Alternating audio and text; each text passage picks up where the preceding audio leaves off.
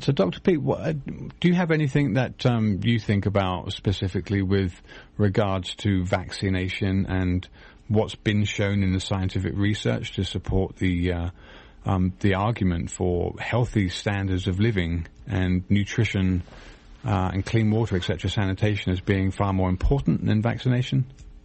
The history of looking at the relation of vaccination to specific disease incidence and mortality goes back more than 100 years. And Ivan Illich was one of the first people to do a survey of the research that had been gathered over the years.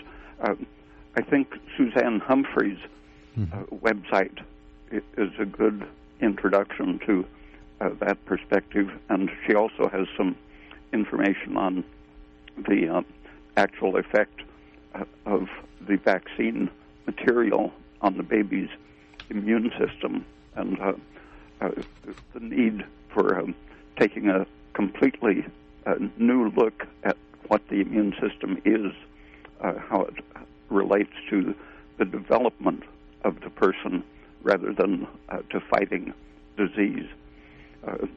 This is a relatively new approach to looking at immunity called the danger theory, in which the body is really reacting to disruption of its tissues, and the immune system is there to repair and compensate for the injury. And it just, from this point of view, it just happens that the infectious agent gets in the way of that repair process, and it's incidental, really, to what the immune system is doing. So they could just be injecting mercury and aluminum and other immune system irritants and get the same effect? Yes, to a great extent. But one of the interesting things is that Suzanne Humphreys mentions is that in one study in which they used an actual placebo control rather than a different vaccine, so they saw the difference between injecting just water or the vaccine. They didn't see any difference in the specific infection rate to the disease that the vaccine was aimed at, but they saw 6 or 7 times greater incidence of other infections in the vaccinated kids. Well, there's a lot of organizations that are now saying that vaccinated children are less healthy than unvaccinated children. And it's very hard to do a study like this because there's so many children that are vaccinated and not very many children that are unvaccinated.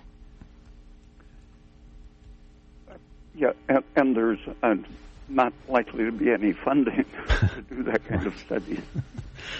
Okay, and the whole, from a perspective of good health, or from a perspective of practicing medicine and the Hippocratic Oath, that statement, first do no harm, I think continually sounds in my ear.